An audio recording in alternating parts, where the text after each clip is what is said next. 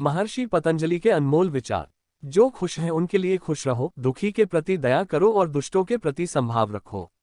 सबसे लंबी यात्रा की शुरुआत भी एक कदम के साथ शुरू होती है। सभी गड़बड़ियों डिस्टर्बेंसेस से मुक्त एक मन ही योग है। योग अपने मन को शांत रखने का एक अभ्यास है। योग मन के सभी भ्रम की समाप्ति है। योग मन के उतार चढ़ाव में स्थिरता लाना है। योग आपको वर्तमान क्षण में ले जाता है और यही एकमात्र स्थान जहां जीवन मौजूद है। यदि आप मन में उदय को तरंगों में नियंत्रित कर सकते हैं तो आप योग का अनुभव करेंगे। हमारे भीतर हमेशा एक प्रकाश होता है जो सभी दुखों और शोक से मुक्त है, चाहे हम कितना भी दुख का सामना कर रहे हों। गहन ध्यान में एकाग्रता का प्रवाह तेल के प्रवाह की तरह निरंतर होता है।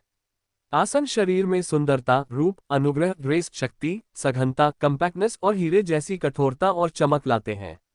घृणा बंधन का एक रूप है। हम उस चीज से बंधे हैं जिससे हम नफरत करते हैं या डरते हैं। इसीलिए हमारे जीवन में एक ही समस्या, एक ही खतरा या कठिनाई विभिन्न रूपों में खुद को बार बार प्रस्तुत करेगी, जब तक कि हम उसकी जांच करने और हल करने के बजाय उसका विरोध करना या उससे भागना जारी रखेंगे। सफलता उन लोगों के सबसे करीब होती है जिनके प्रयास तीव्र और ईमानदार होते हैं। दैख का कारण यह है कि निर्बाध स्वयं का पालन पोषण संसार द्वारा किया जाता है। योग मन के मौन में बसना है। जब मन शांत हो जाता है तो हम अपने आवश्यक स्वभाव में स्थापित हो जाते हैं, जो कि असंभावित चेतना है। हमारी आवश्यक प्रकृति आमतौर पर मन की गतिविधि से अधिक होती है।